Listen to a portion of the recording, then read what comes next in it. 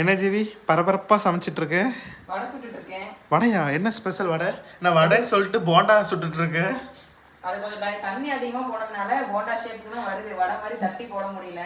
இங்க பாருங்க, எங்க வீட்டில் இன்னைக்கு வந்து மெது போண்டா, எல்லாரும் மெது வடைன்னு சொல்லுவாங்க. இன்னைக்கு எங்க வீட்டில் வந்து மெது போண்டா, ஜீவிதாவின் ஸ்பெஷல். கிச்சன் தானே சாப்பிட போறீங்க, அது என்ன போண்டா வடைன்னு? ஷேப்பு தான்ப்பா எங்களுக்கு முக்கியம். அப்படியே ஷேப்போட தான் உள்ள போகும். ஆமா, நான் முழுசா தான் சாப்பிடுவேன். இல்ல, நான் முழுசா தான் சாப்பிடுவேன். வந்து இங்க பாருங்க, உங்களுக்காக தீபனேஸ்வரன் அவர்கள் வந்துட்டு இந்த முழு வடையை பிக்காம முழுங்க போறாங்க. பிச்சு சாப்பிடாம முழுங்க போறீங்க. எப்படியோ ஓட்ட போட்டு சுடுறதுக்கு இதுவும் பரவாயில்ல தான் ஜீவி. நான் வந்து மிக்சியில தான் வந்து மாவு அரைச்சேன். அதனால ஐஸ் கட்டி போட்டு அரைச்சதுனால கொஞ்சம் தண்ணி மாதிரி ஆயிடுச்சு.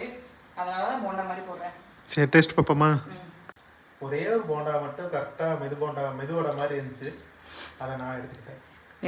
மெது போண்டானே சொல்றது வடைய. செம சூடு ஆவி பார்த்து.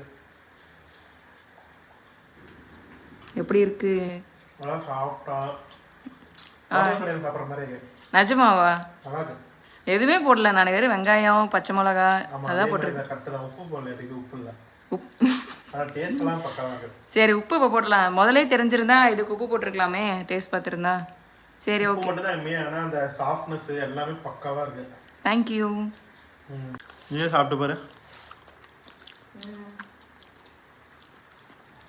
எனக்கு உப்பு போதுமா? உனக்கு உப்பு தான் சாப்பிடுவாங்க. சரி, ஆமாம் போதோட, உப்பு அதிகமாக வேண்டாம். சூப்பராக இருக்கு. சுட